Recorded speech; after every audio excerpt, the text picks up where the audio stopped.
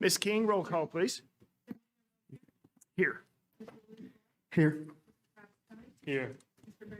Here. Here. Board, if you'll take a moment and review the agenda, we'll need a motion and a second. So move. Second. We have a motion by Ms. Lessman and a second by Mr. Farrar. All those in favor of the agenda, please say aye. Aye. Any opposed? Any abstain? Agenda passes. Dr. Nichols, presentations. Mr. President, members of the board, Dr. Brian Clayton, James Clemens High School is with us and has a presentation for us tonight. Dr. Clayton?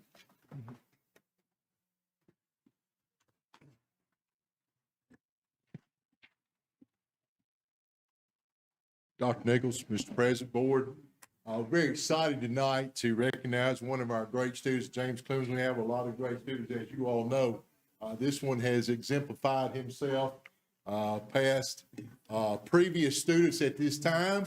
I'm very excited to, at this time, though, I'd like to ask Ms. Patrice O'Donnell, who actually taught the young man in this particular AP US history class, to congratulate Mr. Jerry Zing on his performance on the APUSH AP test, which was administered this past May. Ms. O'Donnell.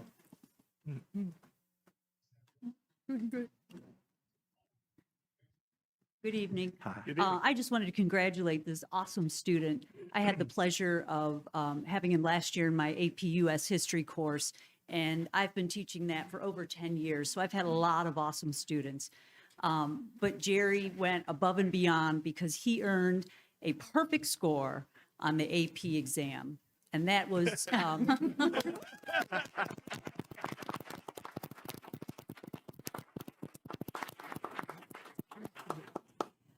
it was given in the United States, but also in about 60 other countries of the world. And so there were 6 perfect scores in the world. Wow. And we had one of them here in Madison City. So. Oh, man. I agree with that.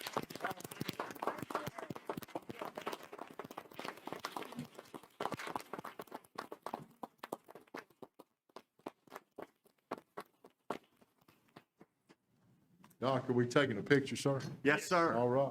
Yes, sir. As you can tell, that is outstanding. One of 6 in the world. He's the first one I've known personally. I'm going to say that. And they didn't have many of those where I grew up. But I just wanted to congratulate you, and great job by the teacher. You know, Miss O'Donnell does an outstanding job, and obviously Jerry does an outstanding job as well. But it's just not, you know, for him, it's just not AP US history. His name, you'll hear his name many more times, I promise. Congratulations.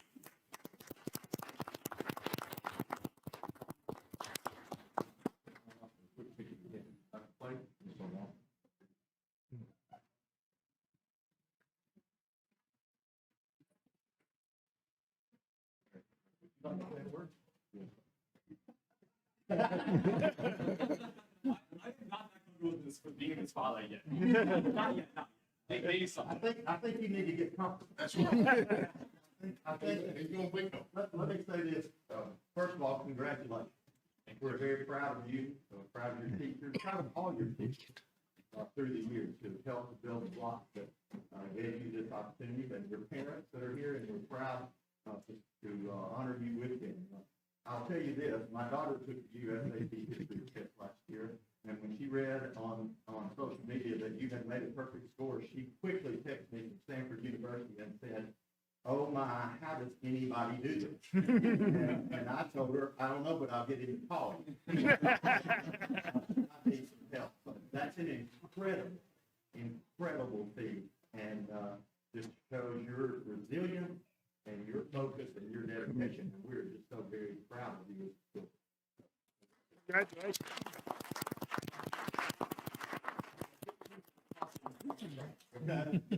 It was certainly. Can you go to the mic? It was certainly not easy. I've had a lot of people help me on this journey. First and foremost, I have to thank Miss O'Donnell.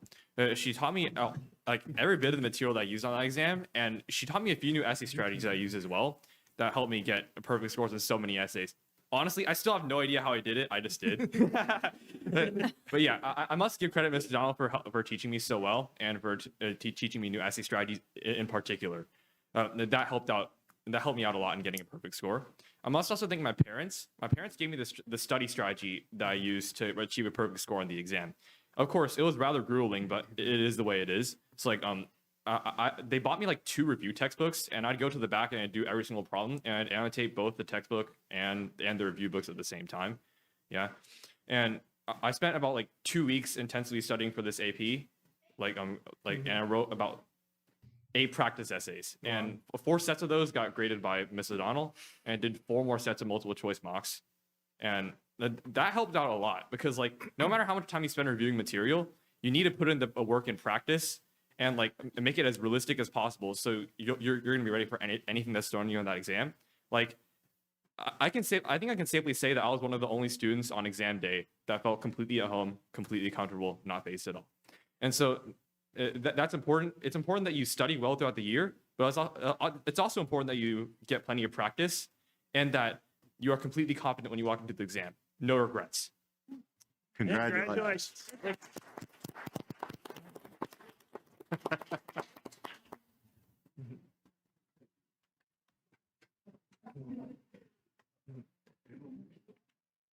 Dr. Nichols, any further presentations? No, sir, Mr. President. All right. Now will be the time of the meeting for public comments, and we're going to ask the public to make their comments respectfully. There might be differing opinions on different issues tonight. We'd also ask that you give your address and if you have children in the district, and we'd ask that you refrain from using any personnel's name, using their actual name when you do your public comments. With that, Ms. King? Tiffany Smith. Tiffany Smith.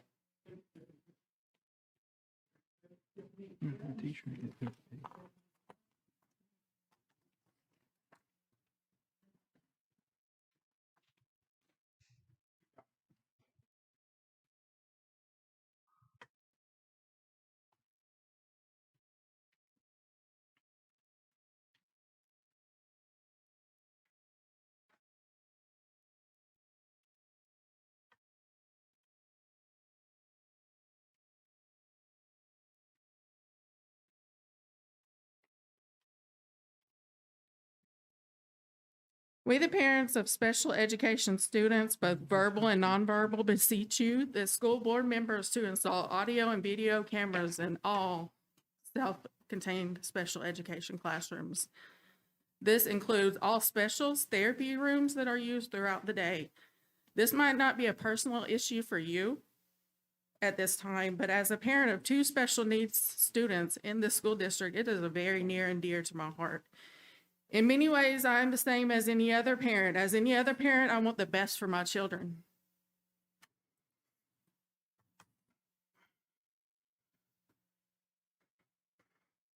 As any other parent, I rely on the school professionals to help with educating my children. As any other parent, I want my children to be safe and protected. Self-contained special education classrooms are a hotbed for abuse. Numerous students in these settings suffer from developmental disorders that negatively affect their cognitive abilities to vocally communicate what mistreatment or abuse they may have experienced during the school day. Where neurotypical children have the ability to recognize and describe any mistreatment or abuse, an autistic child may lack the social skill to recognize when they are being mistreated or abused. Autistic children, many have the misconception, the autistic student, many have the misconception that this is how teachers or paraprofessionals are supposed to treat them. Furthermore, countless special needs students are nonverbal. So if any are recognized in the classroom, that they may not be able to tell their parents that someone else is being mistreated or abused. This allows the few abusive teachers or paraprofessionals or substitutes to go undetected, affecting multiple students over years, if not decades. The special education students and teachers and paraprofessionals are by far the most acceptable population on every school campus. And this is very little accountability and even less oversight with the self-contained special education classrooms when it comes to the prevention of mistreatment or abuse for special needs students. More often than not, parents are not informed of incidents injuring to their child's special needs till days after the incident happens, if they are even informed at all. As a witness to the abuse in Madison City schools, children being locked into the seclusion rooms at Rainbow Elementary, that haunts my dreams. These are in your school policy that you will not use these rooms. This is against the state legislation in Alabama for these rooms to be used for punishment. And you continue to do so against your own policy. I'm looking forward to seeing that you hold yourself more accountable and actually use what you say in your own policy books, because that hasn't been done. Thank you. Thank you. Thank you.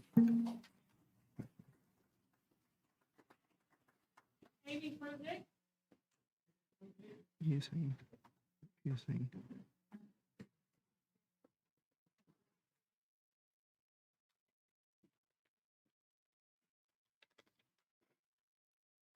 Good evening, Dr. Nichols and board members. I know it will be a shock to every person in this room, but I am not here to yell and demand justice for my nonverbal son, Brian, and his 9 classmates. Every fiber of my being is pleading for me to do just that, but I'm choosing not to listen. Reining in my anger, disappointment, disgust, devastation, and heartbreak is one of the hardest things I've ever done in my life. I am here tonight because my 2 children attend a school in one of the top school districts in the state of Alabama. Madison City Schools consistently excels at academics and is the very reason why my husband and I chose to buy a home in Madison. I am proud of our school district in many ways. But do you know what I'm not proud of? Madison City Schools Special Education Department. I am here tonight to ask you to install audio and video cameras in our self-contained classrooms to protect your staff and our most vulnerable population of students, many of which are nonverbal or are unable to communicate effectively. But cameras, that's just the tip of the iceberg. I am asking that you start providing intensive training for our special education teachers and the paraprofessionals in these classrooms. Many people don't know that Madison City Schools has a BCBA. I've never met her. I actually just learned her name last week. There's no mention of a BCBA on staff on the Madison City School website. That is because the BCBA you hired, which I hear is excellent, is listed as a behavior specialist. Why is that? Aren't we proud to have a BCBA on our staff? I was also made aware of the hiring of a second BCBA that is currently working with a new temporary teacher of my son's self-contained classroom at Discovery. You constantly talk about partnerships with the community. Do you know that UAH has a graduate program for a Master of Science in Applied Behavioral Analysis? In addition to graduate classes and a number of other requirements, the graduate students are required to have 1,500 to 2,000 hours working under a BCBA to get the experience they need to be proficient as a BCBA once they pass their exam. UAH partners with local private ABA companies so their graduate students can accumulate these hours. It is possible for Madison City Schools to partner with UAH and provide opportunities for these graduate students to earn their ABA hours working with our students.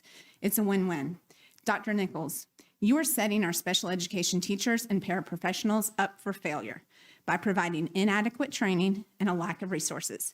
The wonderful thing about all of these inadequacies is that it can all be fixed with intensive training of your staff.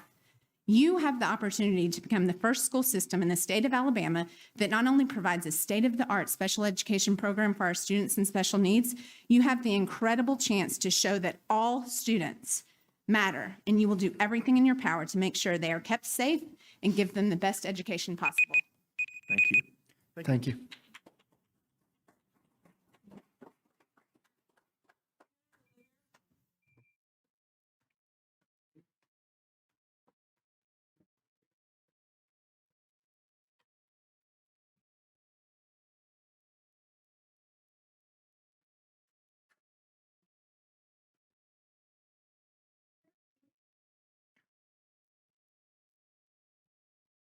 Kimberly McFadden. Kimberly McFadden.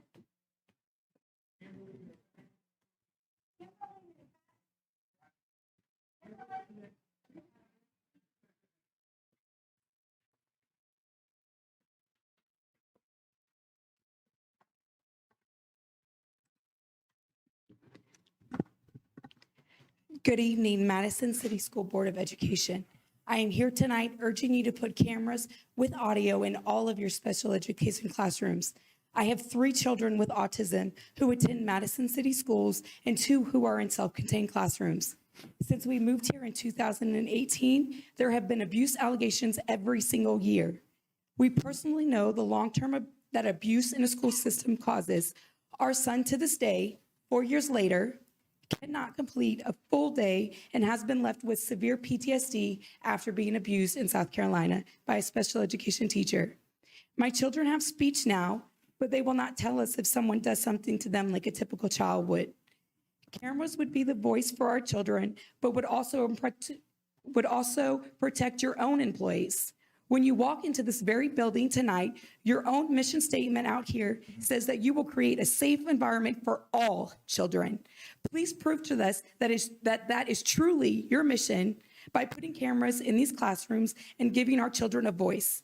I leave you with one question, school board members. How would you feel if your child was at risk of abuse and no way to tell you someone hurt them and they had no voice? Dr. Nichols, I saw your response to the news and have to ask, isn't Madison City supposed to be the best? Why do we wait for someone else to do something before we do the right thing? Why not seek out guidance from other states who already have them instead of trying to make excuses and trying to pretend like what is going on is not?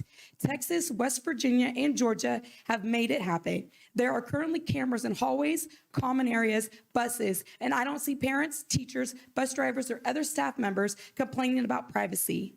If there truly is nothing to hide, then cameras should not be a problem to have them installed. Is funding an issue? Madison City Schools received $108 million from the state of Alabama for the last school year. The Tootsie Roll is coming up, and that money is allocated for special education. How is that money going to be used?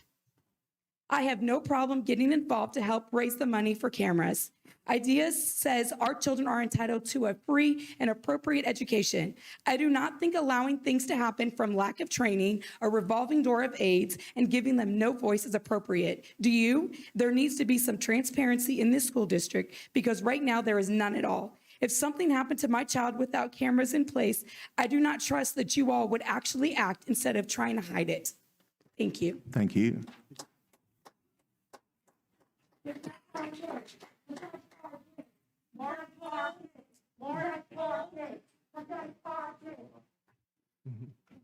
What was her name is? Okay.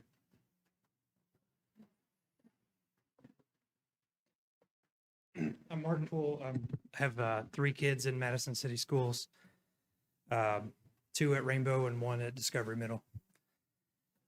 Talking about the mass matrix, COVID matrix, I'm in favor of proposal 2, but just increasing the number of days after the vaccine is widely available to the public from 45 days to 49 days before relaxing masking protocols. The goal of Madison City Schools is to provide our kids with the best education possible. Many people have moved to Madison completely based on the opportunities that MCS gives our kids. Every school in the district is consistently ranked very high in the state and nationally due to excellent implementation of unique school policy by administrators, teachers, and staff. How do they provide quality education? The emphasis is on the students and fantastic teachers. Is it feasible for teachers to go into students' homes to teach them? No. Did kids grow intellectually, socially, and emotionally as well when they were all virtual? No. What's the best way to maximize each student's learning and growth potential? Put them in the classroom. They learn from their teachers, administrators, staff, and fellow students. That doesn't happen unless they're physically in school.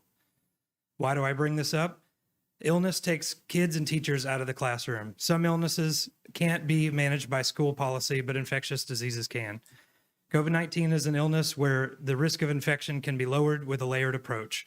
While keeping kids at home may reduce the risk the best, we all know that's not the best option for all parties involved. The remaining elements in the layered approaches include social distancing, masking, sanitizing, COVID testing, and vaccination. These are all tools that the global medical community has established to reduce the risk of COVID infection, illness, hospitalization, and death. Frequent COVID testing may be infeasible due to cost, numbers of kits available, and turnaround time. Pfizer vaccines for kids 5 to 11 will be widely available starting next week. If you give everyone who wants 2 weeks to get their child vaccinated, second dose comes 3 weeks later, and then 2 more weeks for the vaccine to fully take effect. That puts protection in the hands of everyone who wants it by the holiday break. Until we get to the holiday break, I strongly support maintaining the layered approach that MCS has implemented thus far. There have been multiple peer-reviewed studies that prove that these measures reduce the risk of infection by at least 50%. We're so close to being able to lift some of these preventative measures, let's not abandon them right here when we're at the end. If I have a problem with my automobile, I follow the guidance of a qualified automotive professional. If I ever found myself in legal trouble, I would seek the guidance of a qualified legal professional. If I needed to build a rocket to go to Mars, I would probably just throw a rock in any direction around here and it'd probably land near a qualified rocket scientist. If my child doesn't feel well, I consult a pediatric medical professional. This is to say, when dealing with infectious diseases in our schools, please let's continue to follow the guidance of medical professionals. Thank you. Thank you.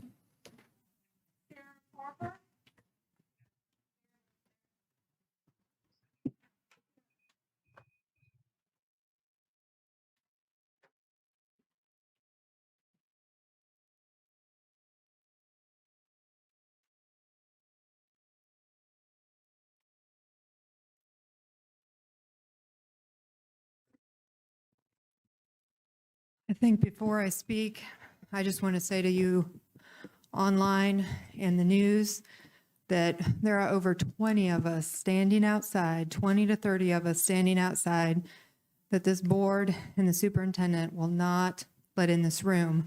There are open chairs, there are walls that we can stand on, stand by. We cannot get in this room, no matter how you feel about masks, vaccines, what's happening at Discovery, or anywhere in this system. You as a parent are a stakeholder and you need to be able to speak. You are a parent, a guardian, a grandparent, whoever, and you need to be able to speak. These are your children. No matter what, you need to be able to speak. You need to tell these board members, your superintendent, email them, call them. You need to be able to come into this room and speak your voice. You love your children. Speak up.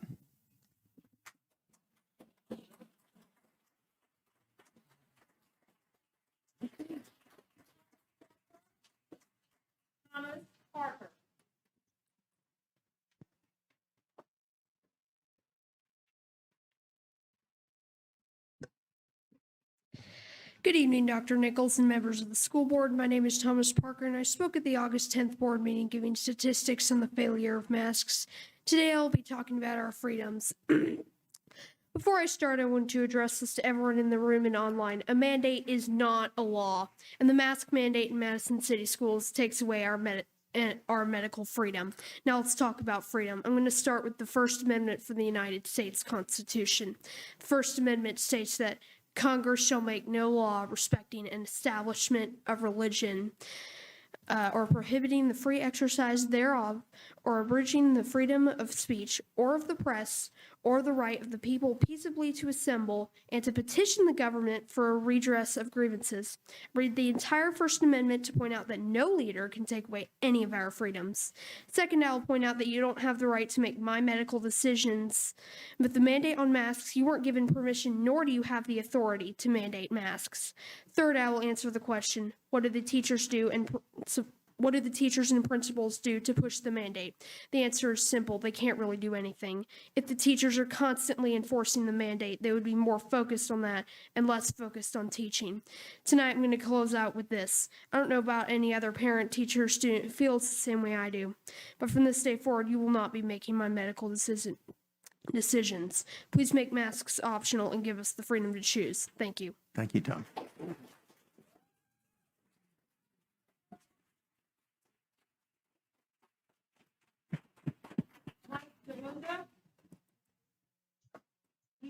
who live in Hunters Ridge Drive in Huntsville. What's the name? Zamunda, Mike.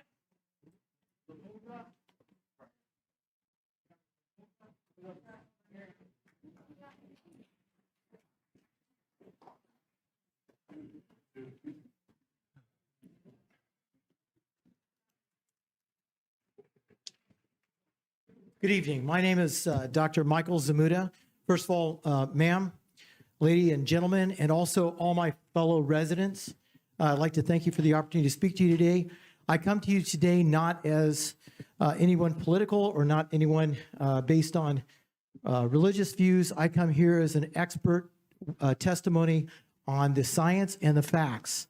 My background is as follows. My bachelor's degree is in physics with a minor in mechanical engineering and also a minor in music. I have 3 units short of an executive MBA. I've got a master's in political science, a master's in national security and strategic studies. I have a joint PhD in physics and electronics engineer. I've been hired by the government to be an expert evaluator of Los Alamos National Labs, Sandy National Labs, and also Lawrence Livermore National Labs. I have been appointed by the Air Force in the past as the nuclear weapon surety authority for the entire Air Force and for the cruise missile nuclear fleet of the United States. I also currently have a background in medical service corps. I was a medical service corps officer, and I'm a 100% disabled permanent and total veteran from the United States military, both the Army and the Air Force. Based on my knowledge and what I have, that's the precedence that I come to you. My background is in looking at what the truth is and what the facts are. So I will present those to you and all of you to here today. The mask, I have evaluated numerous cases. I've looked at the case files of people that say they've looked and reviewed the case files with how masks work or don't work. And the evidence that I see that people present that mask works is anecdotal at best. It does not involve control groups. It does not involve serious peer-reviewed. It is a mere bait and switch. The control groups are not existent the way we do design of experiments in any scientific method. I realize that this is a shock to many people, but the mask itself, there have been numerous studies done. The masks that we wear are not PPE. They actually have fibers and holes. The holes are smaller, or they're larger than the actual virus itself. They're 1,000 times larger than the virus. The CDC even admits the masks are only effective if by 5 to 10%, which means they're 95% ineffective if they have a total seal around the face. If you don't, and there's like 1%, it goes down to about 2%. If it's 2% of the area that goes through with your nose, it goes down to less than 0.5%. If it goes down below that, it's statistically and mathematically ineffective. And every mask that I see you wearing up here today and in this audience that I've seen so far is more than 2 or 3% on the sides, and therefore they are not effective. Within 5 minutes in a room, every single person has already breathed each other's breath. It does not work. This is a scientific fact, and this is what I stand on. I ask that you consider my factual evidence. Thank you. Thank you.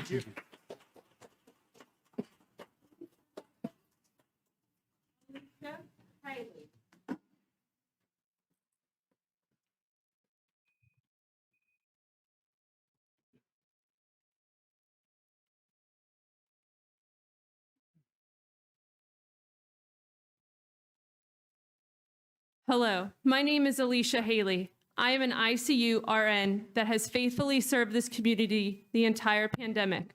My children and I are part of the active duty military community. My husband is currently an active duty service member who is defending this country to protect our freedoms. We have both worked in person throughout the pandemic and received the vaccine as soon as possible. The evidence for the CDC is clear. Masking reduces the spread of COVID. Both vaccinated and unvaccinated people spread COVID. Unvaccinated adults have 11 times greater chance of death from COVID than vaccinated adults. I have seen this danger firsthand in our ICUs. Local and city hospital statistics do not lie. But most importantly, what I think we have failed to weigh is the cost of this pandemic to our children. Their educational worlds have been turned upside down. Our children, especially elementary school children, still are developing not just intellectually, but emotionally and socially. Kids this age are highly attuned to nonverbal communication like facial expressions and learning proper mouth motions for speech patterns with learning to read. It's why the AAP, AACAP, and CHA have recently declared a state of emergency for children's mental health. While COVID is certainly dangerous for the adult population, this fear is unjustified given the relatively low risk COVID poses to children. Statistics per AAP are clear. As of October 26, 2021, 1.9 million children ages 5 to 11 have gotten COVID. In 18 months, 94 of those have died. I discussed the 5 to 11-year group because the 12-plus group can receive vaccinations. Their parents can choose to vaccinate if they see best for their children. Statistics per CDC of flu 2018-19 killed 372 children in 9 months. The evidence and statistics are not up for debate. But you as leaders in education must do what's right for our children. This community is full of highly educated, research-based members like me, my husband, and you, and who sit in front of me. The adult population where COVID is a serious risk also have the choice to get vaccinated or not. You as board members and citizens of this community get to choose when you want to mask or not mask, vaccinate when you not vaccinate. We have all, you and I, have all chosen to not mask at large community events. That was our choice to not mask at those events, and I respect it. I beg you to give me my choice as an educated parent to do what is best for my family. This isn't about masked versus unmasked or vaccinated versus unvaccinated or red versus blue. This is about purple. We all bleed the same, and as a Christian, I will continue to love, support, and care for all members of my community, no matter what their choice. But I beg for you, for my freedom to make a choice, because my family and I have put our life on the line for your freedom to choose. Thank you, and God bless America. Thank you.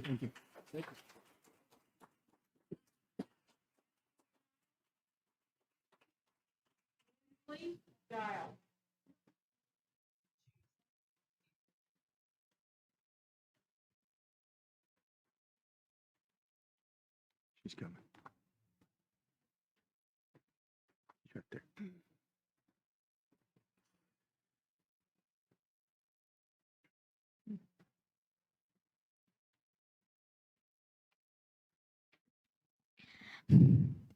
Hello, my name is Ainsley Giles, and I am a third grade student at Heritage Elementary. I think that wearing masks is bad because I can't always understand teachers and my friends and when they are talking to me. I am going on a field trip, and we have to wear masks in the caves. And if you wear them and you wear glasses, they can fog up and you won't be able to see, and you could get hurt. It might be hard to hear other people, and it might be hard for them to listen to me on the field trip. Most of my teachers take down their masks when they are talking to me. I wish everyone could do that so I could understand them better. Because of masks, I have to eat in the classroom, and I wish I could eat in lunch in the cafeteria because sometimes when I come back to the class after recess, it smells like food and I can't concentrate. Also, I miss eating in the cafeteria because I got to sit next to my friends and I got to talk to my friends.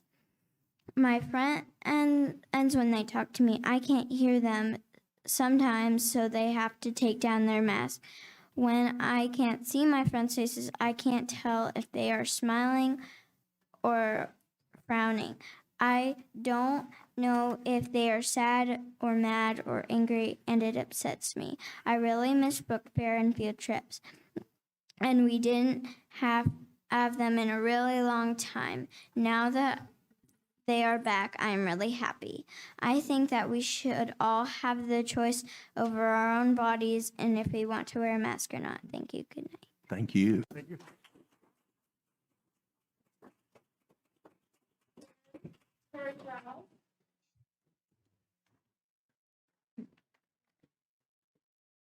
We're going to support each other.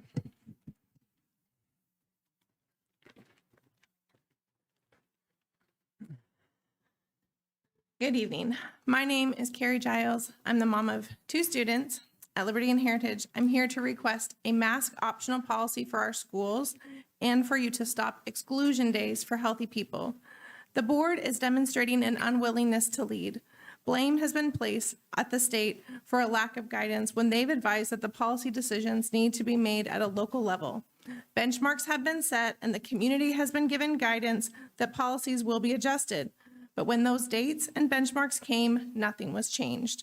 The proposal is now that we ignore the low numbers in the schools and follow a color chart that isn't tied to any in-school data.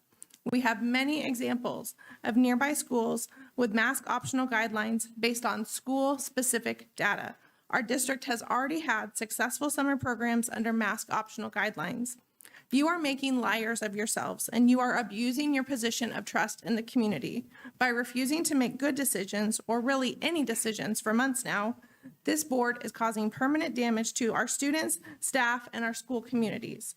Teachers are encouraged to get additional certifications to improve literacy instruction, but can't correctly use those techniques due to not being allowed to show their mouths or to see their students' mouths. I've been volunteering at book fair all week, and I am shocked by the communication struggles and poor reading skills, especially among the youngest students. We are making rule breakers out of students and staff who just want to be heard and want to be seen. Teachers are put in the position of often having to break the rules to effectively teach in their classrooms.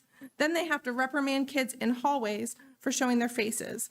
At the Space Camp meeting at Liberty 2 weeks ago, the teacher addressing everyone threw her mask into a microphone and no one could understand her. People called for her to pull her mask down. She did, and she said, "Is that better?" We all cheered and everybody could understand her. Meanwhile, at the same time, kids are being told and shamed by saying, "Cover up your naked noses, cover up your naked face." In Limestone County, staff report that they aren't having the bullying and shaming around masking like we are. Everyone makes the best choice for their needs, and their numbers are nearly identical to ours. You only literally have to look down the road to see a better option.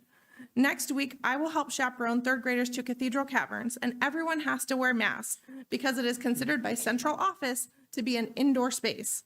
The park holds several world records for its giant size, and the state says that masks are optional there.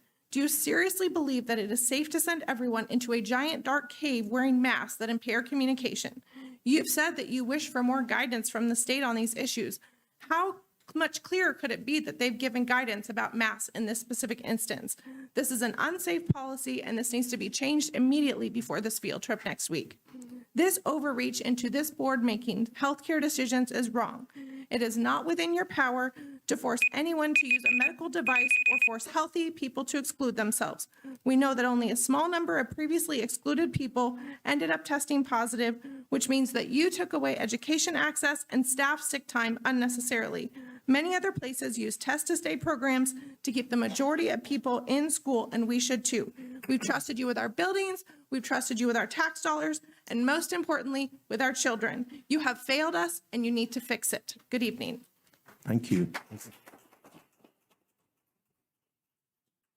Mike Bell. Mike Bell.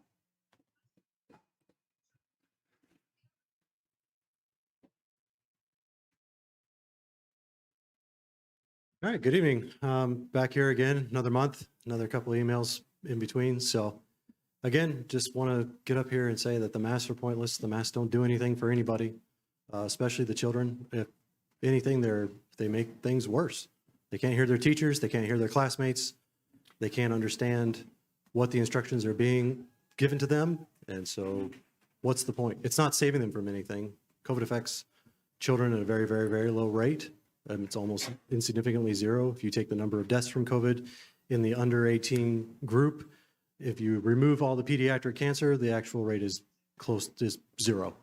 Nobody has passed away from COVID in the under 18 group. So masking provides no defense. It provides nothing but a feel good for people who are scared, people who want to have control of something, and human history has shown us that we can't control viruses at all. The virus is going to do what the virus is going to do. The vaccine's not going to save us. The vaccine is not the answer. And So I just back here again, asking for removal of the mask mandate. And we're going, and I want to preemptively say that if you even try to put a vaccine mandate in to get my kids into school, I'm going to come back and fight even harder. Thank you. Thank you.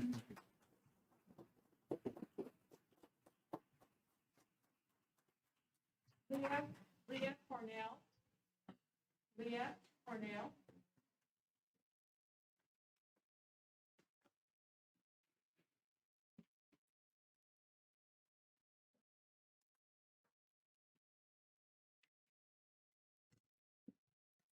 I would like to say that masks don't work the way most people think. People can still catch COVID-19 when they wear a mask. Masks can stop you from breathing and damage your brain cells. And because of this, people have passed out from masks. Kids should not be forced to wear a mask at school. In conclusion, masks should always be an option to wear. Thank you so much. Leah Cornell. Okay, before I say what I want to say, I used to work for your school, and I also worked for a school out in California with special needs students. I hear what the parents are saying, and I would like to offer a private session if you guys really want to know what goes on in special needs classrooms and what the problems truly are. You do have some really excellent teachers, and I won't say names, but you do have some that probably don't need to be in special needs. But that's neither here nor there. Okay, so I want to give credit where credit's due. You guys sent out a newsletter on Friday, October the 29th, and there was some content in there, and it was really specific, and it told us what was going to be expected from now up until May 2022. And that was just wonderful. However, there is something that stuck out in your second scenario, point number 3. That's why that's weird. Okay.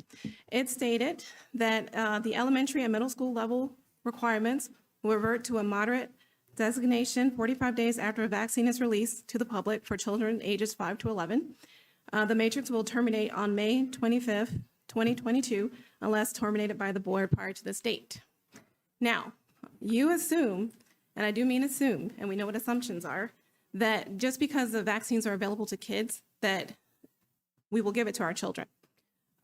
Just because we take the vaccine, there's no long-term studies on it. I mean, we are the studies. And so therefore, we don't know what the long-term effects will have on the children.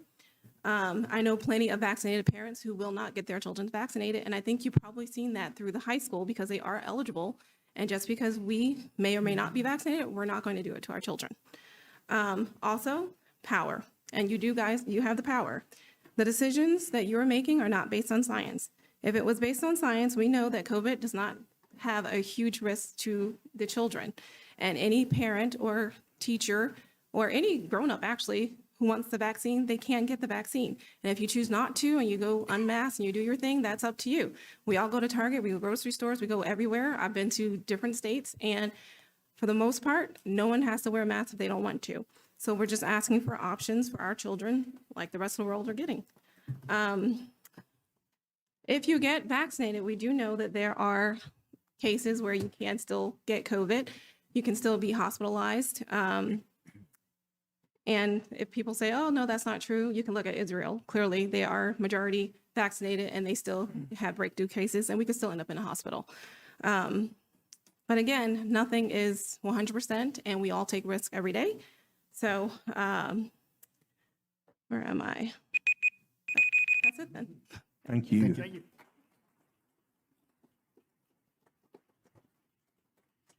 Joey Weaver. Joey Weaver.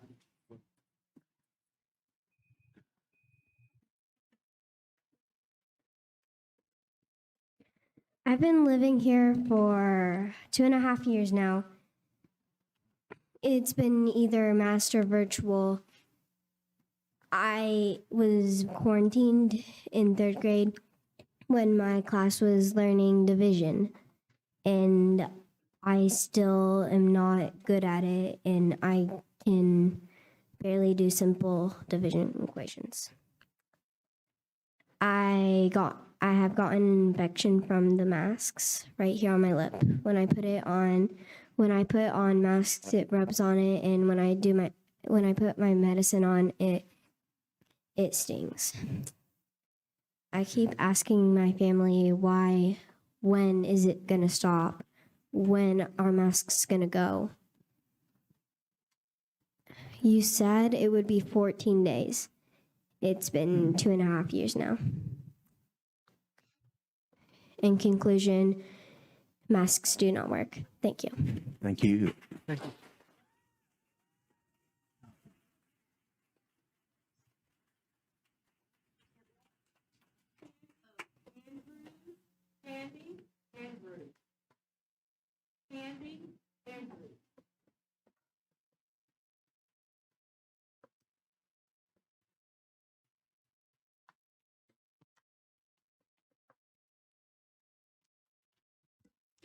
Good evening. My name is Candy Andrews. I have 2 children in Madison City Schools. My husband is a physician's assistant, and I'm a registered nurse with over 20 years of experience in the hospital and critical care settings. I'm not sure about y'all, but I'm old enough to remember 15 days to slow the spread. Flatten the curve. Masks in the general population aren't necessary or effective, but make sure you wash your hands and don't touch your face. Stay home and stay safe. Closing all commerce that wasn't deemed essential. We had to prevent our hospitals from being overwhelmed. That was the goal. Very quickly, very suspiciously, the science changed and the goalposts were moved. Wear masks indoors when you aren't able to socially distance. No, wait, wear them outdoors too, just for a little while. Just until we have a vaccine. We signed up for in-person school and then were told that everyone would have to go virtual because we had to stay safe just a little longer. A vaccine became available and the goalposts were moved yet again. We need to wear masks until everyone who is eligible can have a chance to receive it. May 2021 came and we were told if you are vaccinated, you no longer have to wear a mask. But then somehow, some way, everyone was told that they had to wear masks again, whether they were vaccinated or not. Now, even the definition of vaccinated has changed. You have to have a 3rd shot if you've had 2, or a booster to your initial shots to be considered fully vaccinated. Where does it end? I hope that the educated among us are aware of the reality. We were never meant to eliminate COVID. That was never the goal. Vaccine or no vaccine, there will be variants, there will be spikes in our future. After all, coronaviruses are known for their ability to quickly mutate. To continue a masking policy of any type serves only to create a dynamic in which masks are expected to be a constant. Our children are asking for this to end. Our children are asking for their voices to be heard. Dr. Nichols, after starting school with the mandate in masking, you promised to revisit this policy as numbers declined. You did that. I appreciate that. You kept your word. You allowed choice for 2 short days. Your decision was made on the objective data from our school system, science. Numbers declining rapidly within our district as well as in our community. And then that decision was reversed based on the wording of a policy, not based on science. Personally, I'm opposed to anything that isn't complete and total choice in masking. If a matrix is our only option until the end of the school year, I would urge that the data we use be based on our school system, not the county and not other numbers. After all, our school system does reside in 2 different counties. Thank you. Thank you.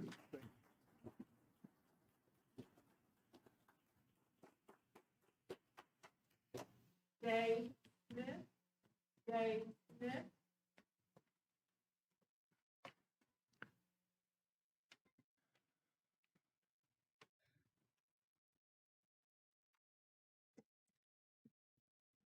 Thank you to our Madison City Police here this evening. Good evening, Dr. Nichols and school board. My name is Dave Smith, Madison City parent. I speak today to contrast the opposing forces of freedom and power.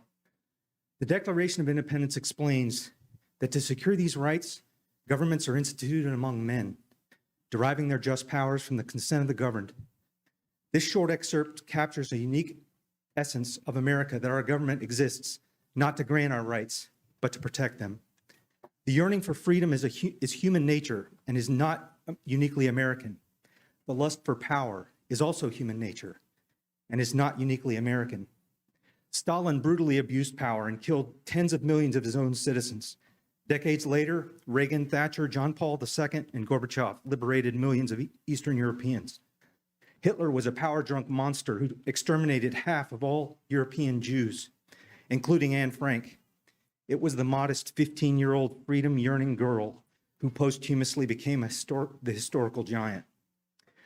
Pol Pot was another freedom-destroying monster who exercised his power during many of our lifetimes. He forcibly sent millions of formerly free, highly educated Cambodians to their gruesome deaths in the killing fields under the boots of his ignorant by design band of thugs, the Khmer Rouge. In America, George Washington acted in favor of freedom in stark contrast to the forgettable, power-hungry King George III. Abraham Lincoln struggled mightily to free American slaves, for which he paid with his life to a forgettable man. Rosa Parks and MLK became historical giants as they peacefully defeated civil rights power abuses of the KKK and the Jim Crow South. MLK paid with his life to another forgettable man. Today, members of the National School Boards Association abuse their power by accusing American parents of domestic terrorism in a letter to Biden. The NBSA later apologized for some of the language included in the letter. Hudson, Ohio School Board abused its power by permitting the normalization of pedophilia in its curricula. Loudoun County, Virginia School Board abused its power by turning a blind eye to critical racism training in its curricula and also by hiding rape of minors within its school from parents. I asked the Madison City Board of Education to immediately stop its power struggle with its parents. There is no pandemic among 5 to 11-year-olds. Stop pretending there is one. Drop this ridiculous mask mandate completely and immediately. We peacefully demand that you stop abusing the freedom of our kids. Thank you. Thank you.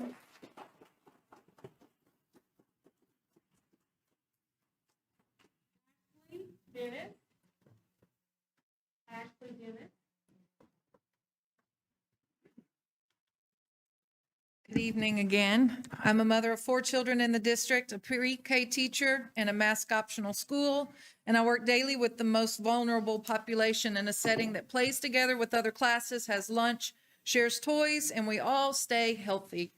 I have reviewed the matrix proposals, and to put it on a pre-K level, they stink. Plain and simple, we demand our freedom as parents to choose what is right for our children when it comes to their health and well-being.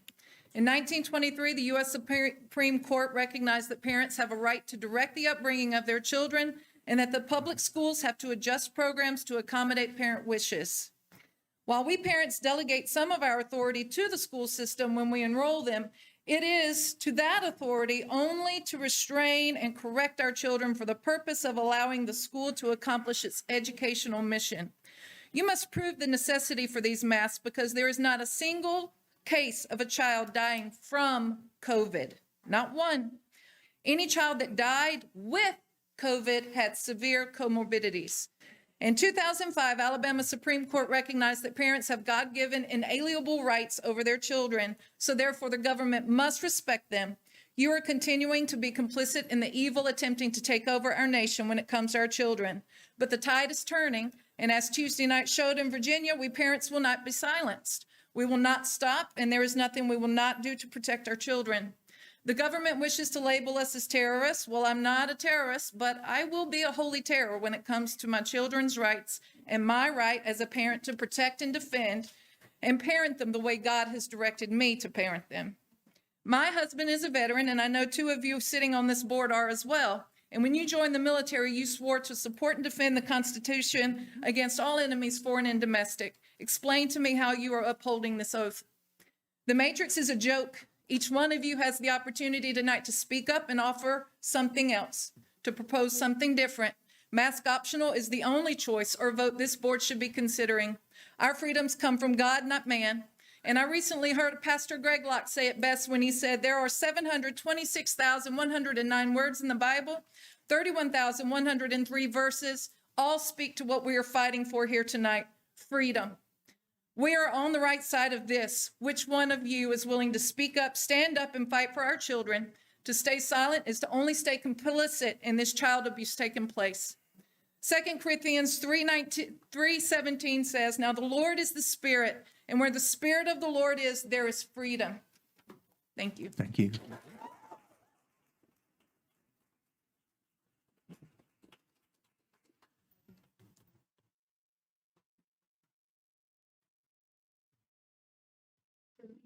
I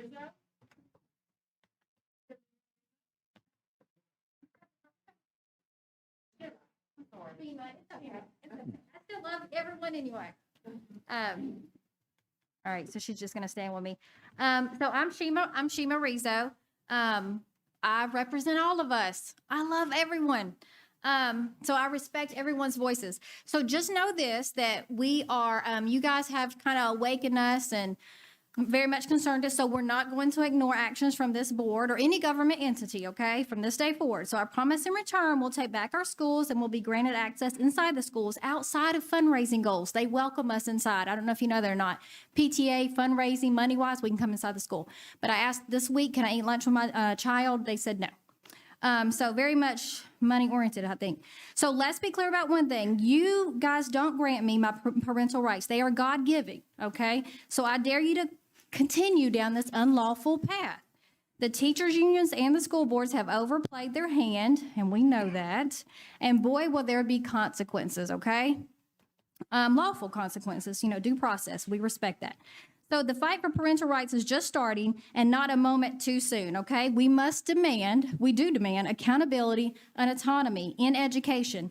We must not let distant, corrupt bureaucrats control the minds of our children.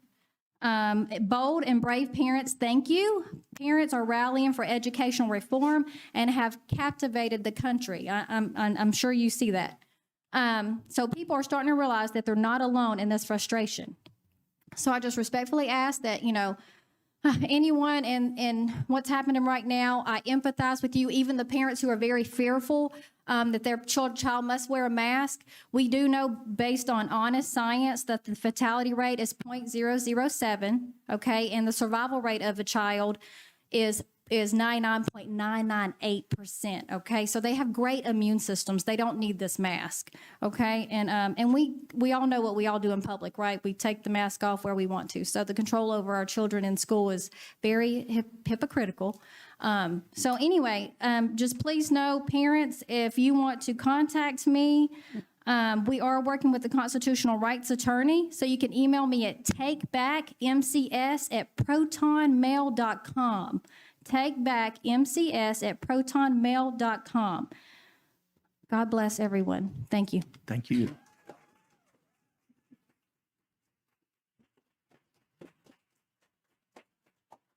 Caleb Hayden, you live with Huntsville.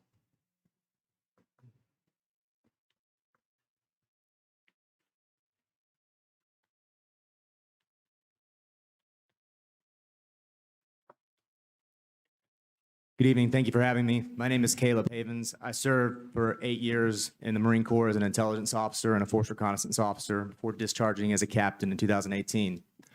When I commissioned as an officer, I took an oath to support and defend the Constitution of the United States against all enemies, foreign and domestic. Right now, I feel like I have to defend the Constitution far more than I ever did as an active duty Marine. And sadly, I'm having to do it against its own citizens who are far too willing to flush their own freedoms down the drain for the illusion of a world without safety. Benjamin Franklin once said something to the extent of, anyone who would sacrifice liberty for safety deserves neither and will lose both. Disease isn't new, viruses aren't new, sickness isn't new, masks aren't new, vaccines aren't new. What is new is this mass psychosis, overblown panic, and tyranny in the guise of safety, to the point where people are willing to give up the autonomy of their own bodies and that of their children because experts who don't share the same risk they place upon others say we should. We keep saying to listen to the experts, but fail to realize that experts get things wrong, because even the most knowledgeable amongst us are still prone to the same cognitive biases and errors as the rest of us. Experts were at the center of the Great Depression, Vietnam, weapons of mass destruction in Iraq, the 2008 financial crisis in Afghanistan. Experts told us it would be 15 days to flatten the curve, then just wear the mask, then just wait until there's a vaccine, then just wait until the elderly get it, wait till there's 50% vaccinated, 78%, now it's 100%, and there's only an endless stream of probable boosters every 4 to 6 months. We've complied with everything they mandated, yet COVID is still here, and our freedom of privacy and bodily autonomy are compromised. You can't comply your way out of tyranny. We listen to these experts and seem to think that all experts share the same opinion and that there's no dissent. Florida followed a different set of experts from the Great Barrington Declaration, and they currently have the lowest COVID case rate in the US, and they did it without sacrificing their freedoms. If we're going to follow the experts with some sort of religious zealotry, perhaps we listen to those who are simultaneously getting it right and doing so without draconian measures. I'd like to finish this by reading the American's Creed, which was written by Thomas Jefferson. I do not choose to be a common man. It is my right to be uncommon. I seek opportunity to develop talents where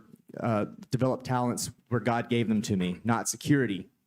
I do not wish to be a kept citizen, humbled and doled by the state having to look after me. I want to take the calculated risk, to dream and to build, to fail and to succeed. I refuse to barter incentive for a dole. I prefer the challenges of life to the guaranteed existence, the thrill of fulfillment to the stale calm of utopia.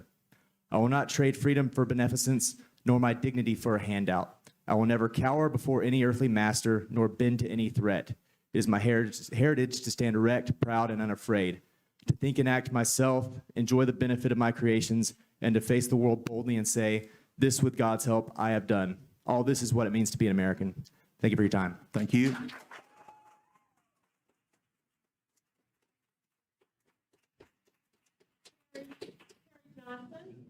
Harry Johnson.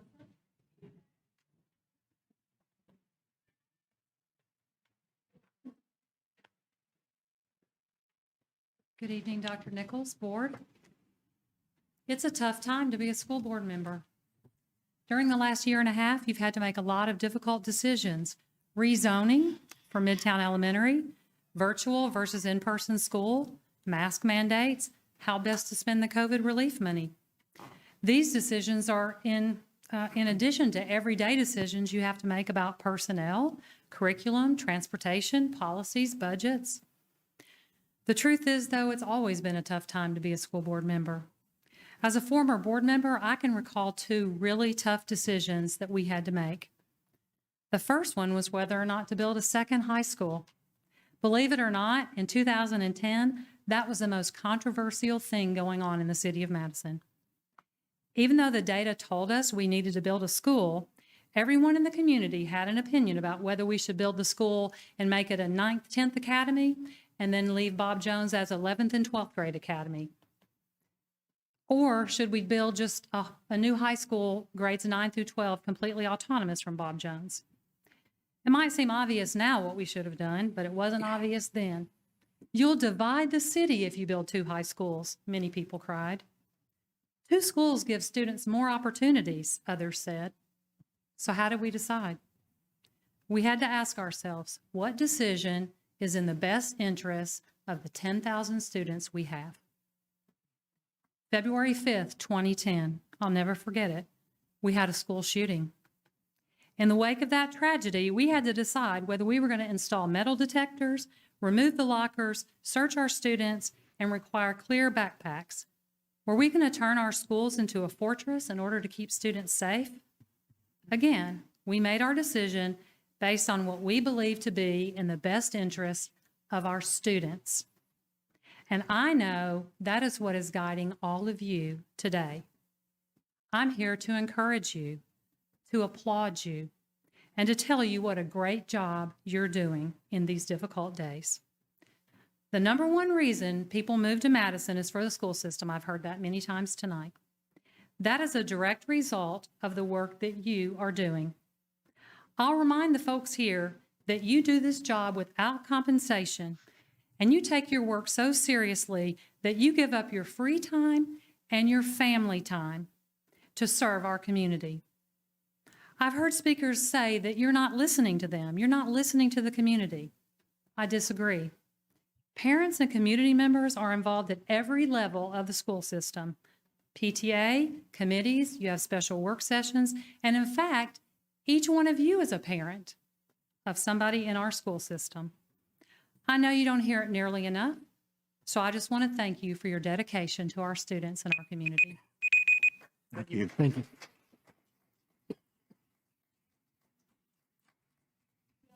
Alexander. Justin Alexander.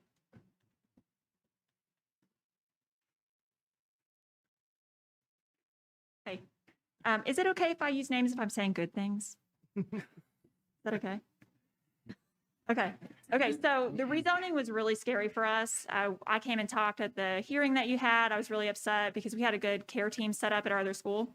So I just want to say that at our new school, we have Katie Vandiver for speech. She's amazing. She is the best thing ever. She is so caring and insightful. And I mean, I don't have enough good things to say about her. She is wonderful. We have Julia Nagel as our special education coordinator, and she is a delight.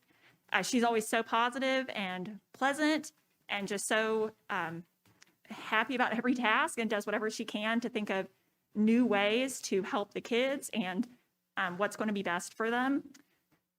I mean, really, she's just great. Our teachers have been the best that we have. Caitlin Rowland is amazing. We met her once over the summer before school started, and she already had a plan figured out for my child for sensory tools that she was going to have in the classroom for him, and got the year started on the best note ever for him because he was already set up and ready to go. He had the TheraBands on his chair, and he had fidget toys, and it was perfect. We have Miss Richardson and Miss Gillibo and Miss Abar and Miss Blythe, and they're all just the best that I could have ever hoped for. So while the rezoning was, and I'd use this lightly, it was traumatic because we had a very set care team in place with good progress going. It was traumatic. Things have been much better than I could have ever anticipated. We are so appreciative of everything that everyone in the school system is doing. I know this is probably the worst time to ever be in your position, to ever be a teacher, especially, special education and just everywhere. And I just want to say how appreciative my family is specifically. We've all signed up. I signed up my 3 kids, me and my husband, for the Tootsie Roll run. We'll be walking most of the way, but we're there. We benefit from the special education department. We're really happy to join in and do that very slow walk for 3 miles, but it will be fun. So that's just a really long way of saying thank you. And I appreciate all of the work that you're doing. And I especially appreciate that you have put playgrounds, making them accessible higher up on the list, because that's still something that is very important. And we hope to have that accomplished as soon as possible so that every child can play at school. So thank you. Thank you. Thank you.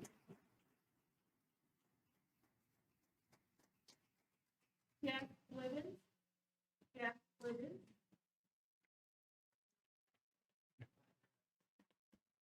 Livens. Jeff Livens.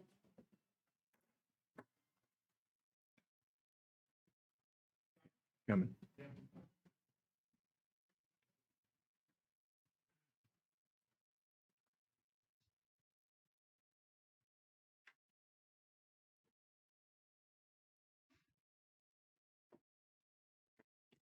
Good evening. My name is Jeff Blevins. I'm here on behalf of my grandchildren. 26th of October was my first meeting, and I said I would come and speak on their behalf on the next one, so here I am.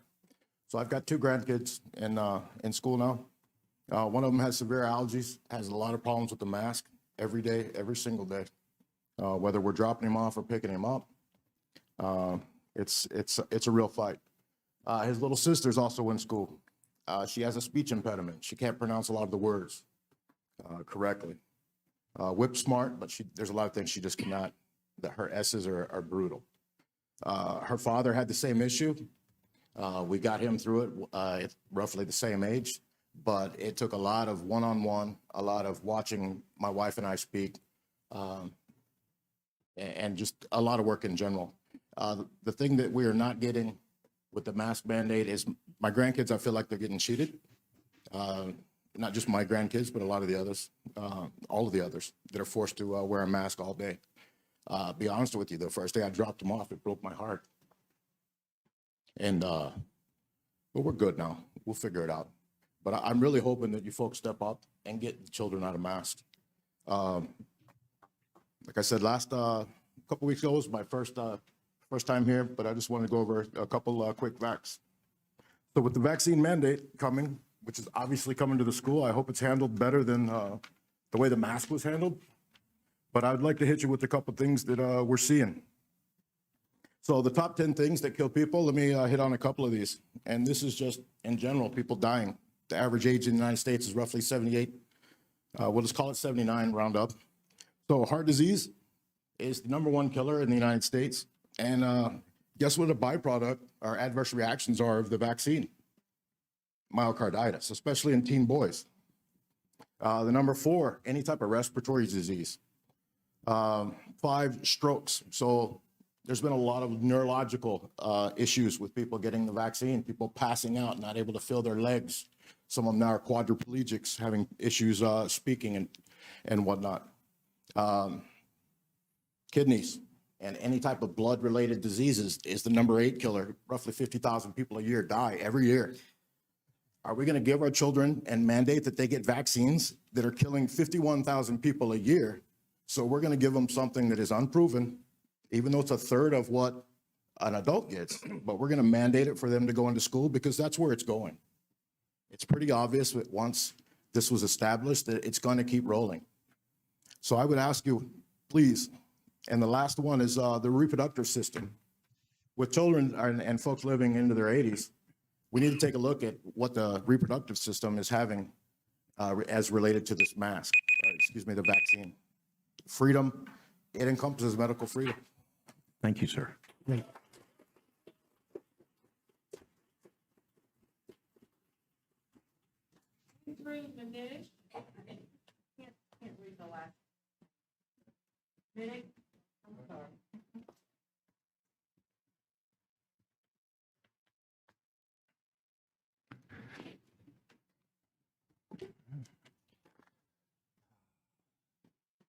So I stand before you today as a man and with some uncertainty in my future. My immediate livelihood is in jeopardy right now. And I'm not coming here to talk about me, but I saw the incremental march that we were having towards, it's from 2 weeks to stop the spread. Now it's 2 jabs to save my job. So I'm not going to continue down that path. I had the whole thing written. I'm going to turn to my wife and her grace because she's my rock. And she helps me, her relationship with Jesus helps me see things a little clearer than I don't want my anger to be the subject of this right now. So, for her words, masking children who are largely unaffected by COVID is not solving anything in this moment, but it will affect them emotionally for years in the future. It will take a toll on their hearts and must stop immediately. Masking has become part of their identity. It disassociates them from each other and makes them feel unclean as if when they're not wearing it around others. It's time to ask ourselves if we're willing to mask these children forever so their parents can say they are doing something, but we are causing long-term emotional and psychological harm to these children.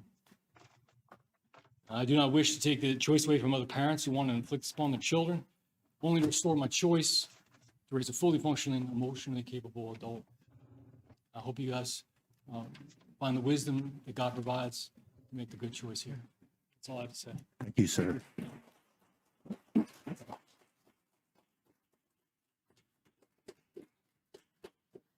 Kelly Crawford from Mount Carmel.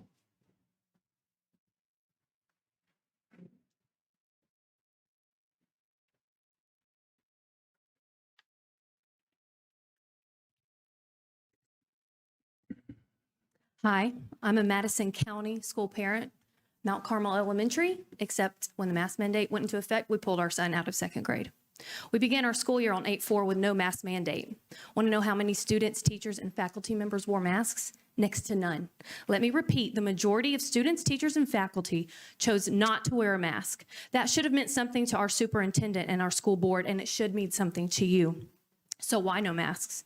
because parents feel that their children are safe enough without them and healthy enough to handle COVID if they were to get it. At what point will you give these parents permission to decide what is best for their children? Please take note of how I'm wording that, because that's the position that these parents are in. They are begging for permission to decide what is best for their children. Yet you think that you know better when you should be focused on education. Our mask mandate was put into place on 8/12 and parents were not happy.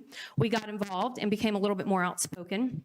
Many parents have spoken at our meetings, and a handful of us have spoken at every meeting because we understand that it is not your job to micromanage families and expect them to put masks on their children against their will. We've even had a teacher from Buckhorn High come to a couple of our meetings, step up, and now she's advocating for students, teachers, and faculty. Currently, Madison City has a population of 13,600 with 8 positive cases. That's 0.058%, a low number. You should be celebrating that and advocating for your students to have a full and normal school year. What is your threshold? Are you waiting for there to be 0 cases? Because if that's the case, you could at least be honest with the people whom you represent. You represent these parents and students. They expect and deserve better from you. It's your time to fight for them. You do not represent the CDC, the ADPH, or any of their guidance. The county finally went back to mask optional on November 1st. Want to guess how many masks are being worn? Just like before, next to 0, none. That being said, nobody expects those who want to wear a mask to be forced to stop because each family can decide what is right for them. Parents can handle it. Question, what do you want? What do you do when you want someone to be quiet? One option, cover their mouth. Our precious children have been forced to cover their mouths for long enough. The numbers have never justified a mask mandate, and praise God, because you can guarantee if this virus was killing our children, we would not be here questioning any mask mandate or any vaccine. Again, 0.058 is a ridiculously low number, and it is time for you to acknowledge it. I implore you in the mask mandate. Thank you.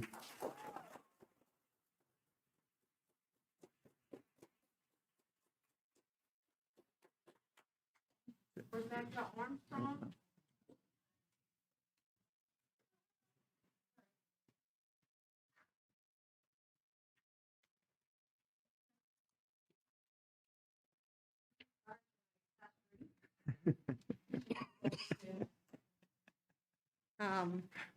Ooh, I'll let you hold that. All right, I'm good. I am Rebecca Armstrong. I am a mom of 3. My oldest is 5.5 years old. He is autistic and he attends Columbia Elementary School. And we love Madison City Schools. My husband and I are both products of Madison City Schools. We were both Bob Jones alumni. With the exception of me, 5 of my siblings all went through Columbia from start to finish. And now as parents, we want to see that our school systems continue to improve and thrive and protect our kids as well as the staff that care for them. And we're asking that you bring cameras or consider bringing cameras into the special needs classrooms in just the main areas. We understand the privacy, but there are cameras on buses that are recorded only to be looked at by the right people if needed, if there's an incident in question. Just as the school buses have those cameras so that they're only viewed. Sorry, guys. These cameras would provide a safety net for both the most vulnerable of our student population and their teachers and aides. These kids are nonverbal. My son is nonverbal. If something were to happen, all I have is cues, body cues. He starts screaming and becoming unglued when we're getting ready for school. He starts screaming when he sees staff. That's all I would have. He doesn't have words. All I can do is guess and hope and pray that we have staff that are loving and compassionate and kind. And I know that you guys screen, but people get through and people cheat the system, and we understand that happens, and we just want the most vulnerable protected and to protect everyone. And if this isn't reasonable, we ask that you guys provide suggestions. We would love to have a team working, and before there was the special needs committee where you had parents and a board member and staff from the school so that you could work together on ways to protect and help this population. We understand that it's not intentional to not think of that population. I never thought, there's so many things I never thought of until my child was one of those kids. I'm constantly surprised by things that I go, I never thought about that. I'm so sorry for all these families who are going through things that you just don't know until it's your life. And I think it's really important that they're represented and able to have a voice that is more, I guess, consulted to some degree, and that we can work together and find a reasonable resolution for everyone to protect everyone, because I know that staff also deserve that protection too. And I would thank you for this time, and if it's okay, I would like to hand my contact information to Ms. King if you guys ever want to contact me. And thank you very much. Thank you. Thank you.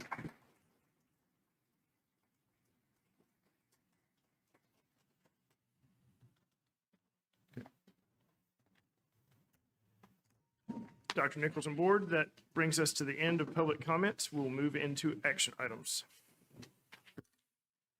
Mr. President, members of the board, I recommend for approval the consent agenda items which contain A, minutes 21-25, October 26, 2021. B, a clinical internship training agreement by and between Madison City Board and Pain and Rehabilitation Consultants of Madison City for students to receive health care education.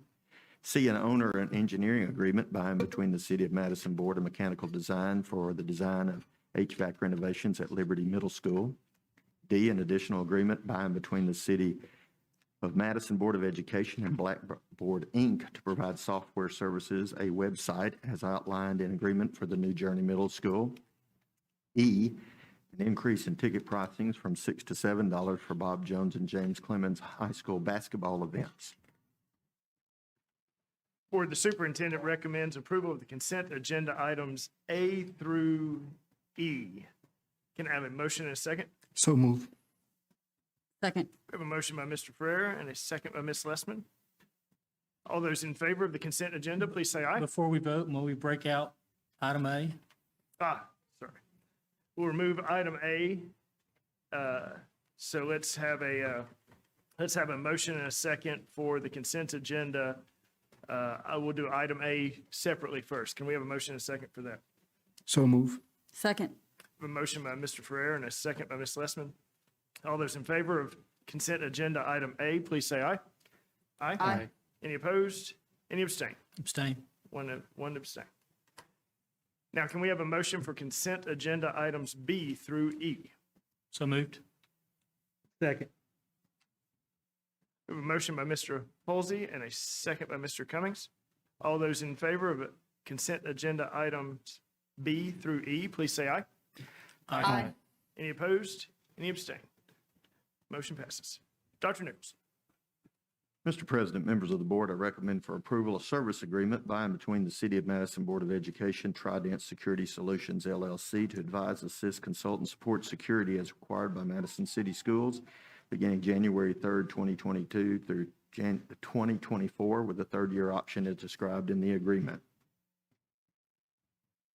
Board, the superintendent recommends approval of the service agreement by and between the City of Madison Board of Education and Trident Security Solutions. Can I have a motion and a second? So move. Second. We have a motion by Ms. Lessman and a second by Mr. Ferrer. Discussion, board? Dr. Nichols? Mr. President, members of the board, we have had probably a 15-year contract for security, mainly at James Clemens and Bob Jones as you drive on the campus to help us with parking and those types of issues. We added that to the Midtown School due to the location of it in such a populated business area.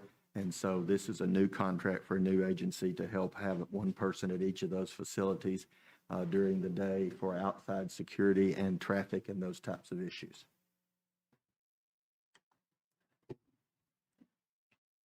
Any further discussion? We had, I'll say it now, it goes for a couple other items. We had a finance committee meeting at 4 today, and at the end of the finance committee meeting, we discussed this contract and its cost and statement of work, and so it was covered in the session there, and questions and answers were given there. If there's nothing further, I'll call for the vote. All those in favor, please say aye. Aye. Any opposed? Any abstain? Motion passes. Dr. Nichols. At this time, I ask Ms. Williams to come forward and present the financial and bank reconciliation statements. Good evening, Dr. Nichols and board. For September 2021, we should be at 100%. And so for our revenues, we're actually at 102%, and our expenditures are at 96%. We end the year at 41.2 operating days. And this year, our general fund revenue is up about 13%, and sales tax is up 16%. Mr. President, members of the board, I recommend for your approval the September 2021 financial and bank reconciliation statements for Madison City Schools. Board, the superintendent recommends approval of the September 2021 financial and bank reconciliation statements for Madison City Schools. Can I have a motion and a second? So moved. Second. A motion by Mr. Halsey and a second by Mr. Cummings. Discussion, board? No.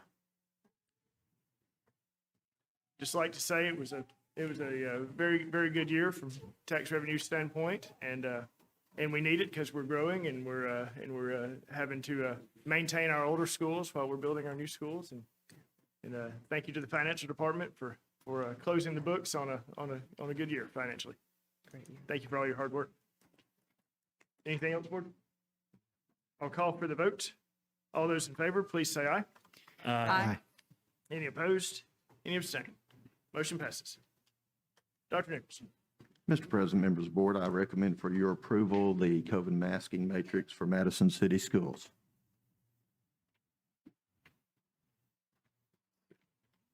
Dr. Nichols, board superintendent recommends approval of the mask matrix for Madison City Schools. Can I have a motion and a second? So move. Second. A motion by Mr. Ferrer and a second by Mr. Cummings.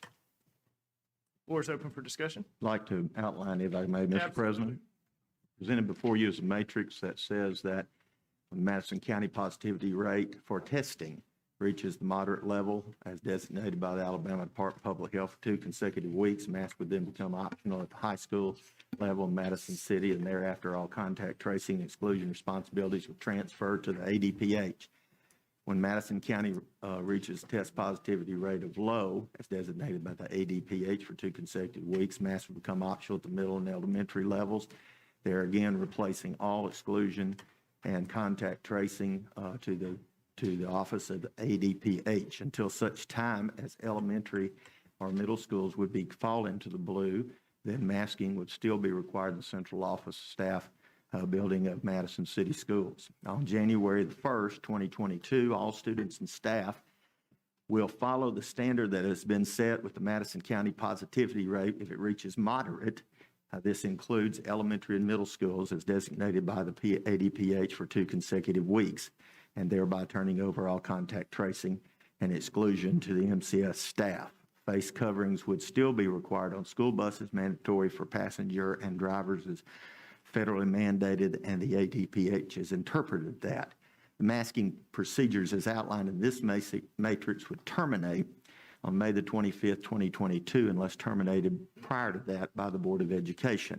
I would make note, Mr. President, that this is to begin and start with last Friday as the designated date, thereby considering that last Friday we were in a testing rate of moderate, and currently we are in a testing rate of low, about 4.8%, that if tomorrow we were moderate or low, starting Monday, November the 8th, high schools would become mask optional. If we are low tomorrow, at 4.9% or below, and we are low next Friday, then mask would be removed and become optional for elementary and middle school students.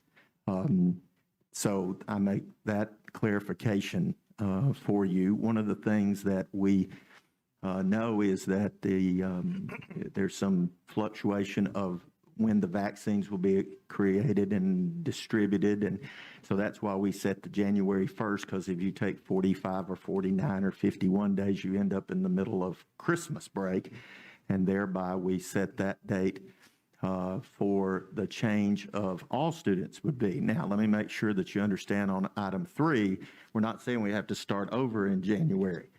So if we're already there in that moderate level, then once January 1, 2022 comes along, the elementary, middle school students fall in line. So we're not saying that we reset the clock at that. We've already had that time frame going along. That's if you're not already there. Yes.